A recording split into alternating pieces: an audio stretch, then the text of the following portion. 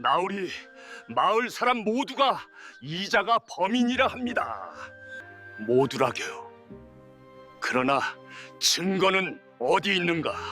아직 찾지 못했지만 신문을 더 하면은 신문은 진실을 찾는 것이지 죄인을 만드는 것이 아니다.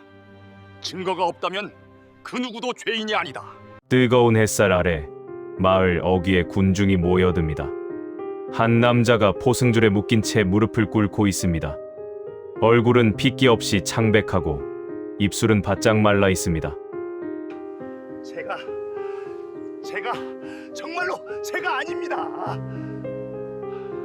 남자의 목소리는 절규에 가깝습니다. 하지만 주변 사람들의 표정은 차갑습니다. 관아의 포조리 형틀을 준비하고 아전이 장부를 펼칩니다. 마을 사람 셋이 이미 증언했습니다. 그날 밤 이 남자를 봤다고, 도둑질하는 걸 봤다고. 모두가 봤는데 무슨 변명이냐? 어서 실토하라. 포졸이 호통을 칩니다. 형틀이 남자 앞에 놓입니다. 이것이 조선시대 평범한 재판의 풍경이었습니다. 증거보다는 소문이, 진실보다는 자백이, 신중함보다는 속도가 우선이었던 시대. 바로 그때 한 사람이 군중을 해치고 나타납니다. 잠깐, 낮지만 단호한 목소리입니다. 사람들이 고개를 돌립니다. 낡은 갓을 쓴 한 선비가 서 있습니다. 정약용입니다. 증거가 무엇입니까? 증거요? 세 사람이나 목격했소. 목격자의 말이 서로 다릅니다. 한 사람은 초경이라 했고 한 사람은 이경이라 했습니다. 또 한 사람은 보름달이 떠 있었다 했지만 그날은 금음이었습니다. 정약용은 차분히 말을 이어갑니다. 증거 없는 재판은 이미 죄를 만들고 있는 것입니다. 당시 조선의 재판은 오늘날 우리가 생각하는 것과는 전혀 달랐습니다. 재판정은 없었습니다. 판사도, 변호사도, 배심원도 없었습니다. 있는 것은 관아의 관리, 아전들, 그리고 형틀뿐이었습니다. 백성들에게 재판은 정의를 구하는 자리가 아니었습니다. 살아남기 위해 견뎌야 하는 고통이었습니다. 관아의 문을 들어서는 순간 이미 유죄로 간주되는 경우가 많았습니다. 고문은 기본이었습니다. 주장, 태장, 곤장. 이름만 다를 뿐 모두 살점을 찍고 뼈를 부러뜨리는 형벌들이었습니다. 진실을 밝히기 위해서가 아니었습니다. 자백을 받아내기 위해서였습니다. 더 큰 문제는 지역 아전들의 횡포였습니다. 그들은 법률 지식을 독점하고 있었습니다. 관리들도 복잡한 법 조항을 모두 외우지 못했지만 아전들은 달랐습니다. 그들은 법의 틈새를 알았고 그 틈새로 권력과 재물을 챙겼습니다. 억울한 사람이 풀려나는 것은 운이었습니다. 진범이 우연히 자백하거나 새로운 증거가 나타나거나 관리가 특별히 자비로운 경우에만 가능했습니다. 1801년 정약용은 강진으로 유배를 떠납니다. 정치적 음모와 종교 박해의 소용돌이 속에서 그는 500리 먼 바닷가 마을로 쫓겨납니다. 유배지에서 그가 목격한 것은 참혹한 현실이었습니다. 무고한 사람들이 고문으로 죽어가고 진범은 권력자의 비호 아래 숨어 있었습니다. 재판이란 이름의 폭력이 매일 반복되었습니다. 어느 날 정약용은 한 젊은이의 죽음을 듣습니다. 도둑질 혐의로 잡혀온 20살 청년이 고문을 견디지 못하고 숨졌습니다. 나중에 밝혀진 진실은 충격적이었습니다. 진짜 도둑은 따로 있었습니다. 아전의 조카였습니다. 정약용은 그날 밤붓을 듭니다. 재판은 사람을 살리는 것이어야 한다. 하지만 지금 조선의 재판은 사람을 죽이고 있다. 그는 묻기 시작합니다. 왜 재판이 사람을 죽이는가? 무엇이 잘못되었는가? 어떻게 고쳐야 하는가? 18년의 유배 생활 동안 정약용은 답을 찾아갑니다. 중국의 옛 판례집들을 읽고 조선의 법전을 분석하고 실제 사건들을 기록합니다. 그리고 마침내 한 권의 책을 완성합니다. 금음신서. 삼가고 삼가는 마음으로 쓴 새로운 책. 이 책은 단순한 법률 해설서가 아니었습니다. 재판의 철학을 담은 책이었습니다. 정약용은 이 책에서 혁명적인 주장을 합니다. 증거가 명확하지 않으면 죄를 물어서는 안 된다. 고문으로 얻은 자백은 진실이 아니다. 의심이 조금이라도 남는다면 반드시 살려야 한다.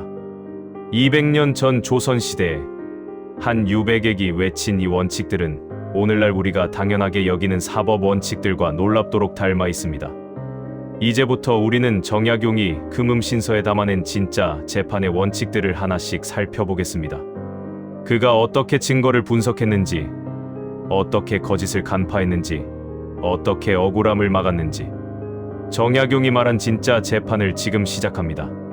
1815년 여름, 전라도 어느 마을에서 사건이 터집니다.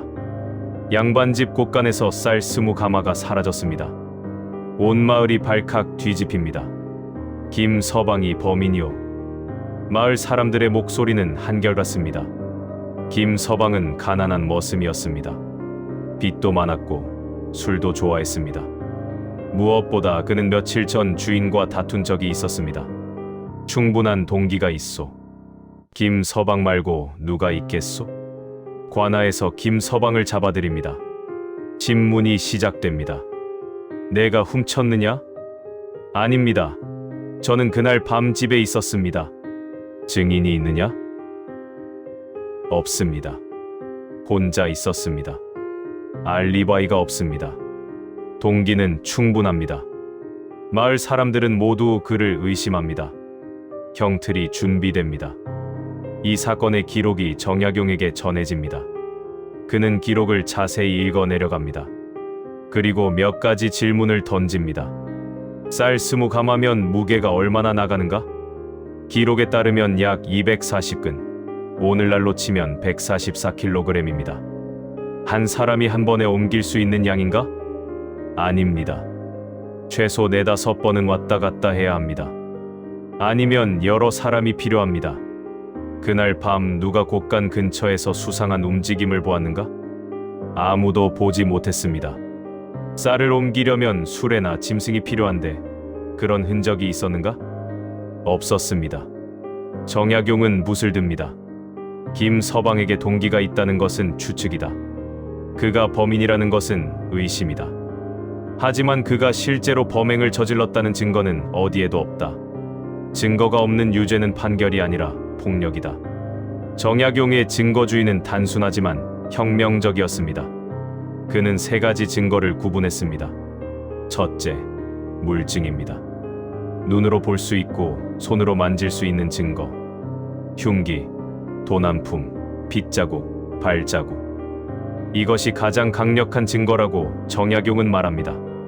물건은 거짓말을 하지 않는다. 사람의 말은 바뀔 수 있지만 물건의 존재는 변하지 않는다. 둘째, 인증입니다. 증인의 증언. 하지만 정약용은 증언을 함부로 믿지 말라고 경고합니다. 사람의 기억은 불완전하다.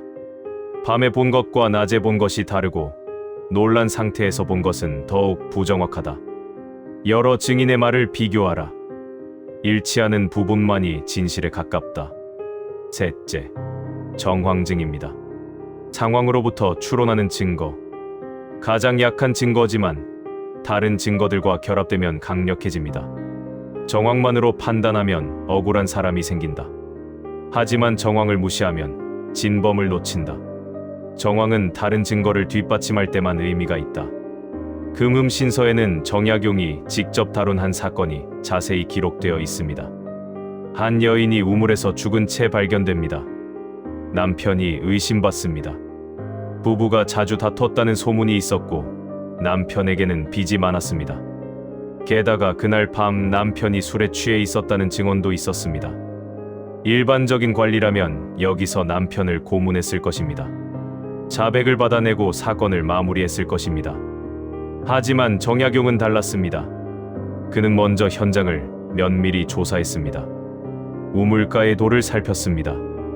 미끄러운 이끼가 끼어 있었습니다. 우물 주변의 흙을 확인했습니다. 발자국은 하나뿐이었습니다. 여인의 것으로 보이는 작은 발자국. 여인의 옷을 검사했습니다.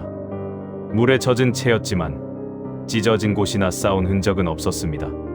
손톱 밑도 깨끗했습니다. 누군가와 몸싸움을 했다면 분명 흔적이 있었을 것입니다. 남편의 진술을 들었습니다. 그는 계속 같은 말을 반복했습니다. 저는 일찍 잠들었습니다. 아내가 물을 기르러 나갔는지도 몰랐습니다. 정약용은 이웃들을 불렀습니다. 그날 밤 소리를 들은 사람이 있는가? 한 이웃이 대답합니다. 물 깃는 소리를 들었습니다. 밤이 깊었는데 이상하다고 생각했지요. 다른 소리는 없었습니다. 비명도 다투는 소리도 없었습니다. 정약용은 모든 증거를 종합했습니다. 물증은 타살의 흔적을 보이지 않았습니다. 인증은 남편의 범행을 뒷받침하지 않았습니다. 정황은 오히려 사고사 가능성을 시사했습니다. 남편에게 동기가 있었던 것은 사실이다. 하지만 동기만으로는 사람을 죽일 수 없다. 증거는 명확히 말하고 있다. 이것은 불행한 사고였다. 남편은 풀려났습니다. 정약용은 이 사건을 기록하며 이렇게 썼습니다. 증거가 명확하지 않으면 의심을 두고 멈춰야 한다. 관리의 직분은 진실을 밝히는 것이지 범인을 만들어내는 것이 아니다. 그는 또 이렇게 경고했습니다. 사람들은 그럴듯한 이야기를 좋아한다. 가난한 남편, 빚, 부부 싸움. 이 모든 것이 그럴듯한 범행 동기를 만든다. 하지만 그럴듯함은 진실이 아니다. 증거만이 진실이다. 이것이 정약용이 제시한 첫 번째 원칙입니다. 증거주의. 오늘날 우리는 이것을 당연하게 여깁니다. 증거 없는 유죄 판결은 상상할 수도 없습니다. 하지만 200년 전 고문과 자백이 지배하던 시대에 이런 주장을 한다는 것은 혁명이었습니다. 증거는 죄를 밝히는 것이 아니다. 증거는 억울함을 막는 마지막 장치다. 정약용의 이 한마디가 얼마나 많은 목숨을 구했을지 우리는 상상할 수 있습니다. 관아 마당에 형틀들이 놓여 있습니다. 주리, 곤장, 태형. 하나같이 끔찍한 이름들입니다.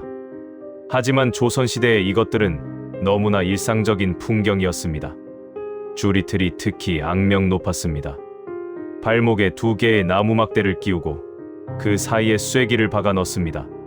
쐐기가 하나씩 박힐 때마다 뼈가 삐걱거립니다. 20개쯤 되면 뼈가 부러집니다.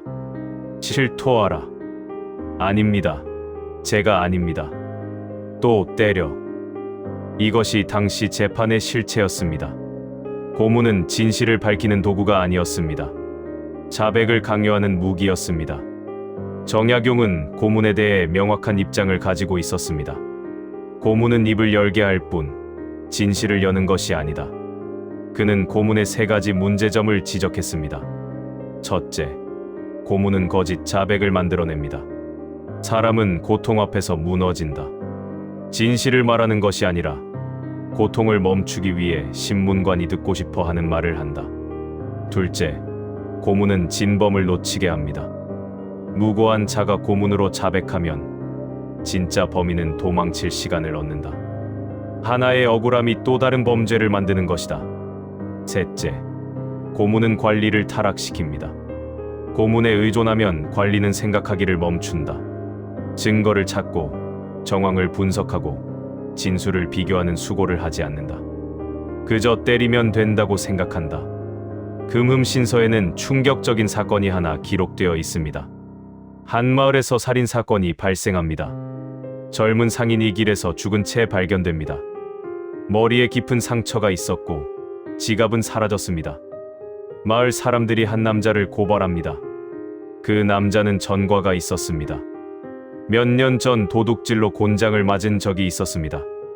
게다가 사건 당일 그가 피해자와 다투는 것을 본 사람이 있었습니다. 관아에서 남자를 잡아들입니다. 신문이 시작됩니다. 내가 죽였느냐? 아닙니다. 증인이 있다. 내가 죽은 자와 다투는 걸 봤다고 했다. 다투긴 했습니다. 하지만 죽이지는 않았습니다. 아전이 형틀을 준비합니다. 주리틀이 남자의 발목에 끼워집니다. 마지막 기회다. 실토하라. 제가 아닙니다. 쐐기 하나. 남자가 비명을 지릅니다. 쐐기 둘. 뼈가 삐걱거립니다. 쐐기 셋. 남자가 울기 시작합니다. 쐐기네. 제가 했습니다. 자백이 나왔습니다. 사건은 종결됩니다. 남자는 사형을 선고받습니다. 그런데 석 달 뒤 뜻밖의 일이 벌어집니다. 다른 지역에서 한 떠돌이가 붙잡힙니다. 도둑질하다 잡혔는데 그의 짐 속에서 낯익은 물건이 나옵니다. 죽은 상인의 지갑이었습니다. 이건 어디서 났느냐? 떠돌이가 대답합니다. 석 달 전쯤 한 상인을 죽이고 뺏었습니다. 돈은 다 썼고 지갑만 남았습니다. 진범이 나타난 것입니다. 관아가 발칵 뒤집힙니다. 이미 한 남자가 사형을 선고받은 상태였습니다.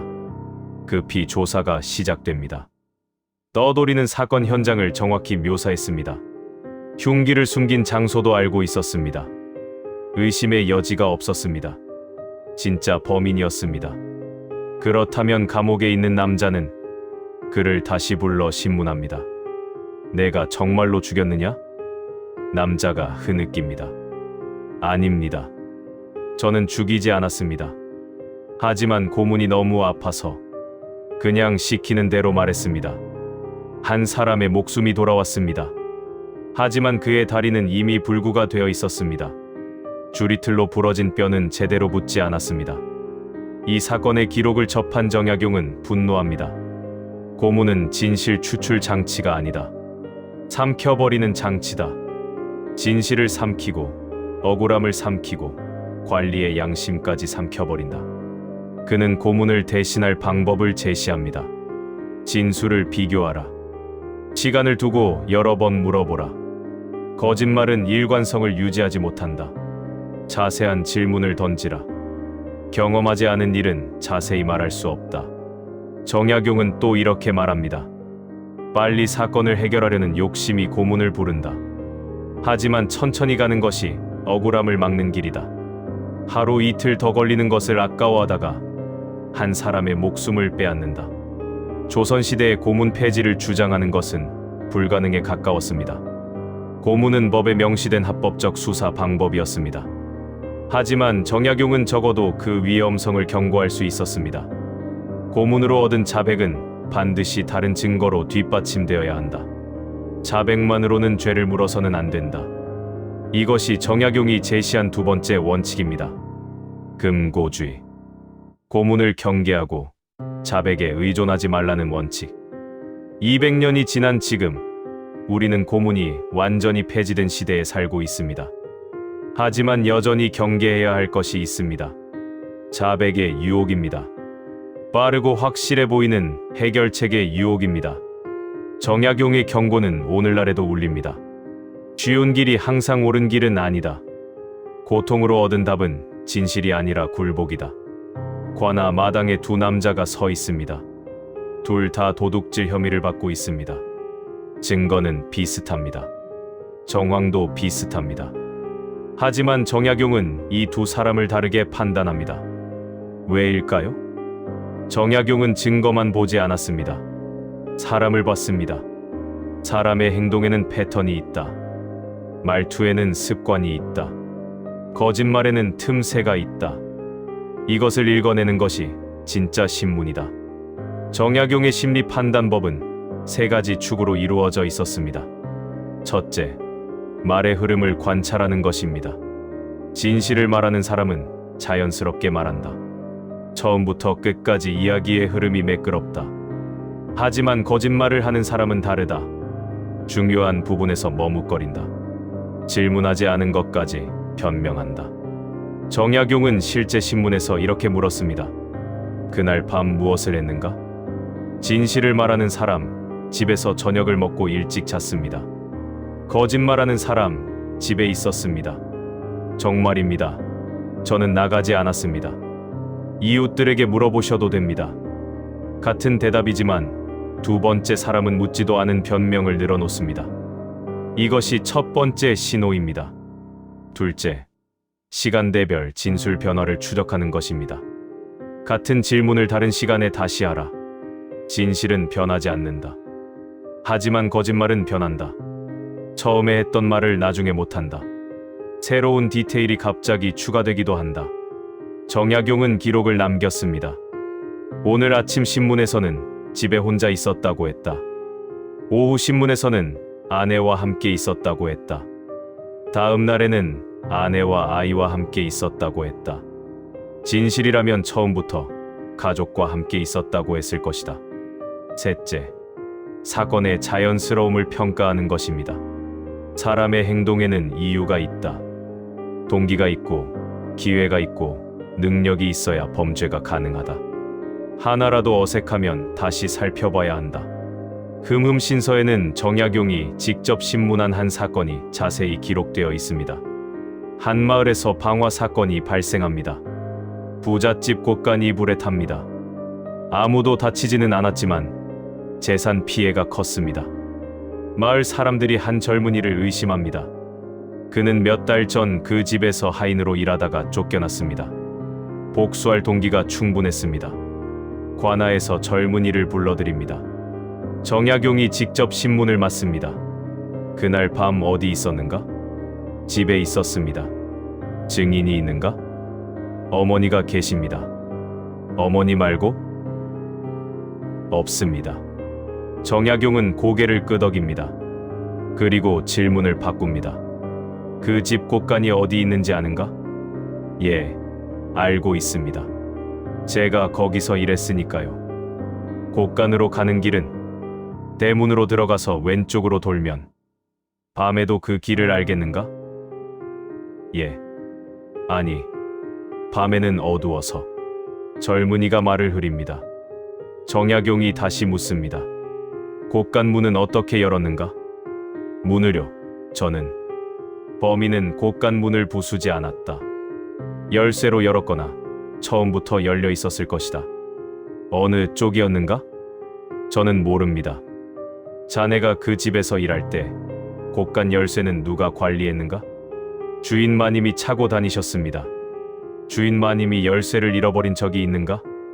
아닙니다. 매우 조심하셨습니다. 정약용은 기록을 정리합니다. 그리고 다른 질문을 던집니다. 불을 지르려면 무엇이 필요한가? 불씨나 횃불. 그날 밤 비가 왔다. 비 오는 밤에 불을 지르려면 젊은이가 대답하지 못합니다. 정약용이 계속 묻습니다. 곳간에는 무엇이 있었는가? 쌀과 곡식이.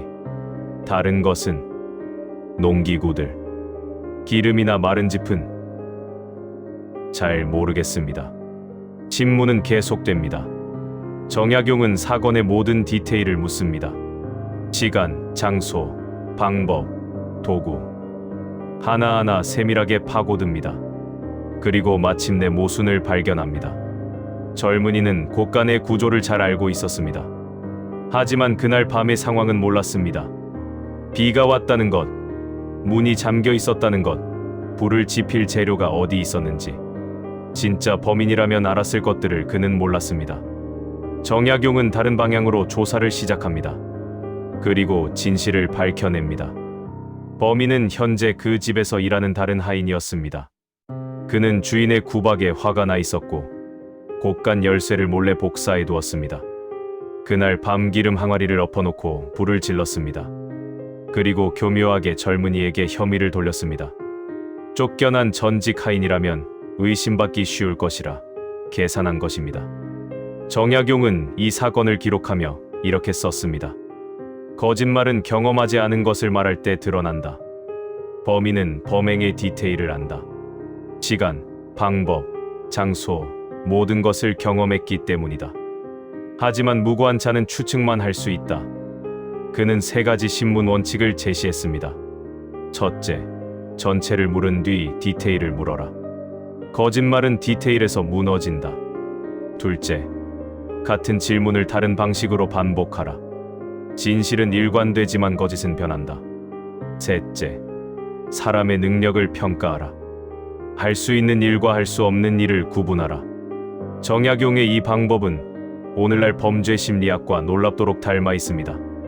현대 수사관들이 배우는 인지적 면담, 기법은 정약용의 방법과 같은 원리입니다. 디테일을 묻고 일관성을 확인하고 시간대를 역순으로 따라가며 거짓을 찾아냅니다. 200년 전 한 유배객이 촛불 아래서 터득한 지혜가 오늘날 전 세계 수사관들의 교과서가 된 것입니다. 정약용은 말합니다. 사건을 먼저 보지 말고 사람을 먼저 보라. 범죄는 사람이 저지르는 것이다. 사람을 이해하면 범죄도 이해할 수 있다. 1817년 가을, 정약용 앞에 한 사건 기록이 놓입니다. 살인 사건입니다. 증거는 명확해 보입니다. 동기도 충분합니다. 마을 사람들은 모두 범인을 알고 있다고 말합니다. 하지만 정약용은 판결문을 쓰지 않습니다. 대신 이렇게 적습니다. 의심이 남는다. 이 사건의 전말은 이렇습니다. 한 마을에서 노인이 죽습니다. 머리에 상처가 있었고 주변에 피가 흩뿌려져 있었습니다. 명백한 타살입니다. 가장 먼저 의심받은 사람은 노인의 조카였습니다. 노인은 부자였고 자식이 없었습니다. 유산을 받을 사람은 조카뿐이었습니다. 더욱이 사건 전날 두 사람이 크게 다퉜다는 증언이 있었습니다. 노인이 조카의 빚을 갚아주지 않겠다고 선언했다고 합니다. 동기도 분명하고 기회도 있었소. 조카 말고 누가 있겠소? 마을 사람들의 목소리는 한결같습니다. 관아에서도 조카를 잡아들입니다. 조카는 필사적으로 부인합니다. 저는 하지 않았습니다. 다퉜던 것은 맞지만 저는 그날 밤 집에 있었습니다. 증거가 있는가? 제 아내가 알고 있습니다. 가족의 증언은 믿을 수 없소. 사건 기록이 정약용에게 전달됩니다. 그는 밤새도록 기록을 읽습니다. 그리고 여러 가지 질문을 적어둡니다. 노인은 언제 죽었는가? 검시 결과에 따르면 밤 10시에서 12시 사이로 추정됩니다. 조카의 집에서 노인의 집까지 거리는 1시간 거리입니다. 그날 밤 조카를 본 사람이 있는가? 아내를 제외하고는 없습니다. 하지만 마을 사람들이 밤 9시경 조카의 집에서 불빛을 봤다고 증언했습니다. 노인의 머리 상처는 어떤 흉기로 생긴 것인가? 둔기로 추정되지만 흉기는 발견되지 않았습니다. 정약용은 더 깊이 파고듭니다. 노인의 집에서 도난당한 물건이 있는가? 없습니다. 돈도 그대로 있었고 귀중품도 제자리에 있었습니다. 조카는 평소 어떤 사람이었는가? 빚이 많긴 했지만 성실하게 일하는 사람이었다고 합니다. 술주정이나 폭력적인 행동도 없었습니다. 노인에게 다른 원수가 있었는가? 토지 문제로 이웃과 다툰 적이 있었습니다. 하지만 오래전 일입니다. 정약용은 현장을 재구성합니다. 범인은 밤 10시에서 12시 사이에 노인의 집에 들어갔습니다. 둔기로 노인을 쳤습니다. 한 번이 아니라 여러 번 쳤습니다. 격렬한 감정이 있었다는 뜻입니다. 하지만 이상한 점들이 있습니다. 첫째, 도둑질 흔적이 없습니다. 돈을 위한 범행이 아니었다는 뜻입니다. 둘째, 흉기가 사라졌습니다. 계획적으로 준비하고 치운 것입니다. 셋째, 조카의 집에서 9시에 불빛이 보였습니다. 1시간 거리를 가서 범행을 저지르고 돌아오려면 최소 3시간이 필요합니다. 시간이 맞지 않습니다. 정약용은 다른 가능성들을 검토합니다. 토지 분쟁이 있었던 이웃을 조사합니다. 하지만 그날 밤 그는 다른 마을에 있었습니다. 여러 사람이 목격했습니다. 노인의 다른 친척들을 확인합니다. 하지만 유산을 받을 사람은 조카뿐입니다. 다른 친척들에게는 동기가 없습니다. 마을을 지나가던 나그네를 추적합니다. 하지만 노인의 집은 큰 길에서 떨어진 곳입니다. 우연히 지나가기 어려운 위치입니다. 정약용은 모든 증거를 다시 정리합니다. 조카에게는 동기가 있습니다. 하지만 시간이 맞지 않습니다. 조카에게는 기회가 있었을 수 있습니다. 하지만 증거가 없습니다. 마을 사람들은 모두 조카를 의심합니다. 하지만 확신은 증거가 아닙니다. 정약용은 오랫동안 고민합니다. 그리고 마침내 붓을 듭니다. 이 사건에는 의심이 남는다. 조카가 범인일 가능성은 있다. 하지만 범인이 아닐 가능성도 있다. 시간의 모순, 흉기의 부재, 도난의 부재. 이 모든 것이 설명되지 않는다. 그는 계속 씁니다. 만약 조카가 범인이라면 그는 마땅히 벌을 받아야 한다. 하지만 만약 범인이 아니라면 우리는 무고한 자를 죽이는 것이다. 어느 쪽 위험이 더 큰가? 정약용은 답을 내립니다. 의심이 조금이라도 남는다면 반드시 살려야 한다. 이 판결에 마을 사람들이 분노합니다. 명백한 범인을 왜 놓아주는 것이오? 정의는 어디 있소? 군중이 관아 앞에 모여듭니다. 항의가 빗발칩니다. 정약용은 군중 앞에 나섭니다. 나도 조카가 범인일 가능성을 생각했다. 하지만 가능성은 확신이 아니다. 우리에게는 증거가 부족하다. 시간이 맞지 않고 흉기가 없고 설명되지 않는 것이 너무 많다. 그래도 가장 의심스러운 자가 아니오. 맞다. 가장 의심스럽다. 하지만 재판은 가장 의심스러운 자를 벌주는 것이 아니다. 확실한 범인을 찾는 것이다. 정약용은 군중을 둘러봅니다. 여러분, 만약 조카가 진짜 범인이 아니라면 어떻게 되는가? 우리는 무고한 사람을 죽이고 진짜 범인은 도망가는 것이다. 이것이 정의인가? 군중이 조금씩 조용해집니다. 나는 범인을 찾는 것을 포기하지 않겠다. 더 조사하고 더 찾아보겠다. 하지만 확신이 없는 상태에서 사람을 죽일 수는 없다. 살아있는 의심이 여러분의 분노보다 더 크다. 정약용의 이 원칙은 혁명적이었습니다. 당시 조선에서는 의심스러우면 유죄가 일반적이었습니다. 확실한 증거가 없어도 정황상 범인으로 보이면 처벌했습니다. 백성들도 이것을 당연하게 여겼습니다. 하지만 정약용은 정반대를 주장했습니다. 의심스러우면 무죄다. 이것은 오늘날 우리가 무죄 추정의 원칙이라 부르는 것과 같습니다. 증거가 확실할 때까지는 무죄로 추정한다는 원칙. 200년 전 유배지 강진에서 이런 원칙을 주장한다는 것이 얼마나 대담한 일이었는지 상상해 보십시오. 정약용은 흠음신서에 이렇게 적었습니다. 사람의 목숨은 한 번 잃으면 되돌릴 수 없다. 그러므로 재판에서는 항상 살릴 쪽으로 의심해야 한다. 죽일 근거가 명확할 때만 죽여야 한다. 살릴 이유가 조금이라도 있으면 살려야 한다. 그는 또 이렇게 썼습니다.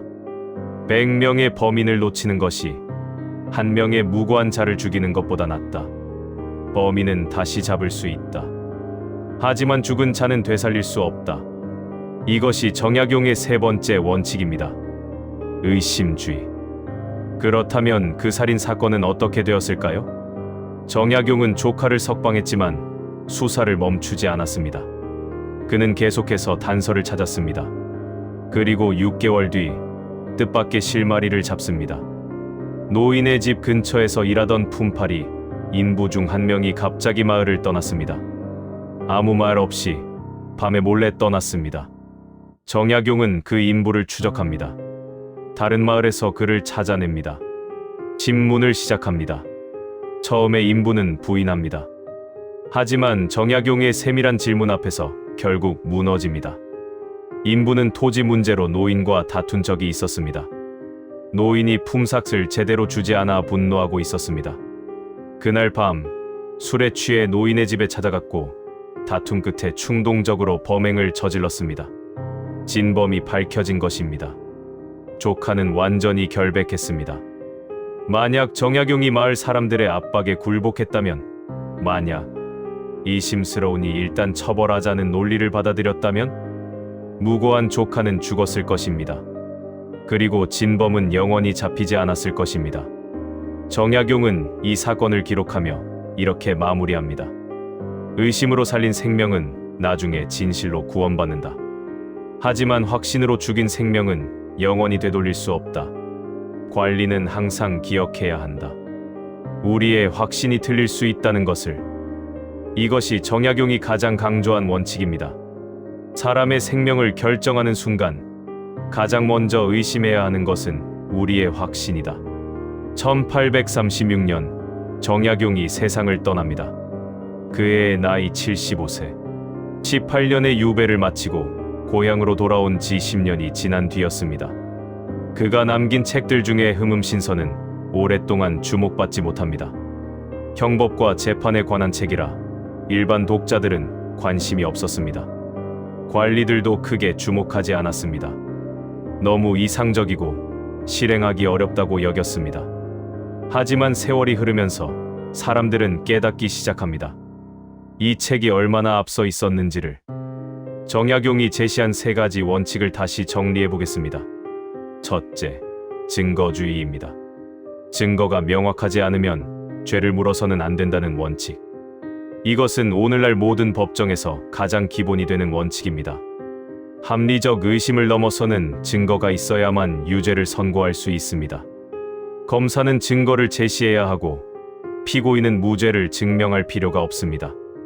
200년 전 정약용이 주장한 바로 그것입니다. 둘째, 금고주의입니다. 고문에 의존하지 말고 자백만으로 판단하지 말라는 원칙. 오늘날 자백은 증거의 여왕이 아니라 증거 중 하나일 뿐입니다. 자백만으로는 유죄를 입증할 수 없습니다. 반드시 다른 증거들이 뒷받침해야 합니다. 고문으로 얻은 증거는 법정에서 받아들여지지 않습니다. 정약용이 경고한 바로 그것입니다. 셋째, 의심주의입니다. 의심이 조금이라도 남으면 살려야 한다는 원칙. 이것은 무죄 추정의 원칙과 같습니다. 유죄가 증명될 때까지 모든 사람은 무죄로 추정됩니다. 검사가 유죄를 증명해야 하지 피고인이 무죄를 증명할 필요는 없습니다. 정약용이 실천한 바로 그것입니다. 놀랍지 않습니까?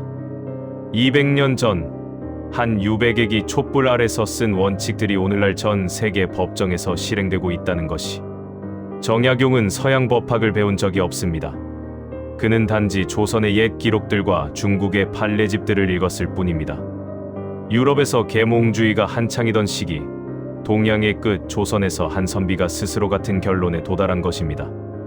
어떻게 가능했을까요? 정약용은 사람의 본성을 깊이 이해했습니다. 권력은 부패하기 쉽다는 것, 고통 앞에서 사람은 약해진다는 것, 확신은 종종 틀린다는 것. 이런 통찰이 그를 올바른 원칙으로 이끌었습니다.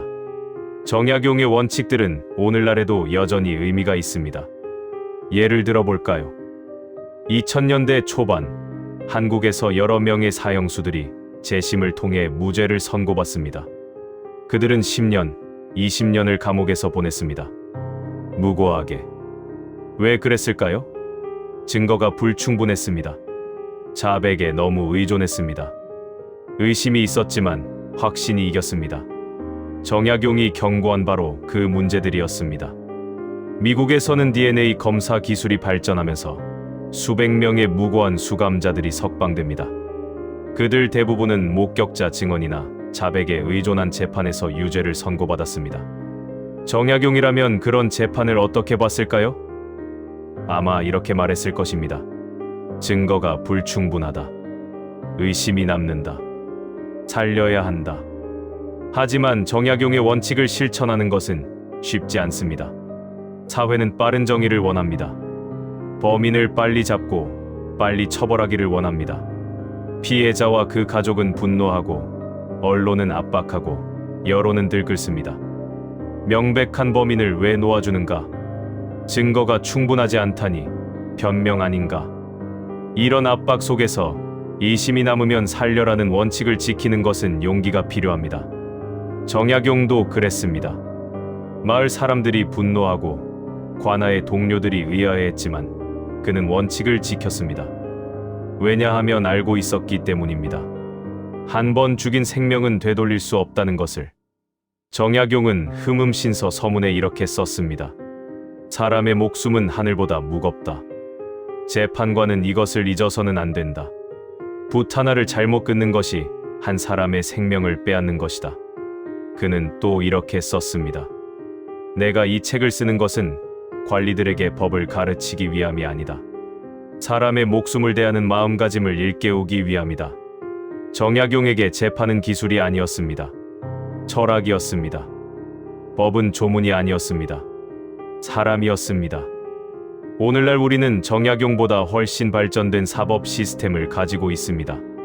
DNA 검사, CCTV, 디지털 포렌식. 과학 기술은 놀라울 정도로 발전했습니다. 하지만 근본적인 질문은 변하지 않았습니다. 어떻게 억울한 사람을 만들지 않을 것인가? 어떻게 진실을 밝힐 것인가? 어떻게 정의와 신중함의 균형을 잡을 것인가? 정약용이 200년 전 고민했던 바로 그 질문들입니다. 그의 답은 간단하지만 강력합니다. 증거를 보라. 고문을 경계하라. 의심이 있으면 살려라. 정약용을 500년 일찍 태어난 법학자라고 부르는 사람들이 있습니다. 하지만 어쩌면 그는 500년 늦게 태어났는지도 모릅니다. 그가 제시한 원칙들은 너무나 당연한 것들이기 때문입니다. 사람의 생명을 존중하라. 증거 없이 판단하지 말라. 의심스러우면 살려라. 이것은 2000년 전에도 옳았고 오늘날에도 옳고 앞으로도 옳을 원칙들입니다. 정약용은 단지 인간의 양심이 말하는 바를 글로 옮겼을 뿐입니다. 마지막으로 정약용이 남긴 한 문장을 소개하며 이 이야기를 마치겠습니다. 재판은 사람을 죽이는 것이 아니라 살리는 것이어야 한다. 범인을 벌하는 것도 중요하지만 무고한 자를 지키는 것이 더 중요하다. 이것이 하늘이 재판관에게 준 책임이다. 사람의 생명을 결정하는 순간 가장 먼저 의심해야 하는 것은 우리의 확신입니다. 정약용이 18년 유배 생활 동안 깨달은 가장 큰 진실이었습니다. 그리고 그 진실은 200년이 지난 오늘날에도 여전히 우리에게 말하고 있습니다. 금음신서에는 이 영상에서 다루지 못한 수많은 사건들과 통찰들이 담겨 있습니다. 정약용은 단순히 원칙만 제시한 것이 아니라 실제 사건들을 분석하고 해결책을 제시했습니다. 다음 편에서는 정약용이 직접 다룬 구체적인 사건들을 하나씩 살펴보겠습니다. 그가 어떻게 복잡한 사건의 실마리를 풀었는지, 어떻게 교묘한 거짓말을 간파했는지, 어떻게 억울한 사람을 구해냈는지. 정약용의 재판 이야기는 계속됩니다. 시청해 주셔서 감사합니다.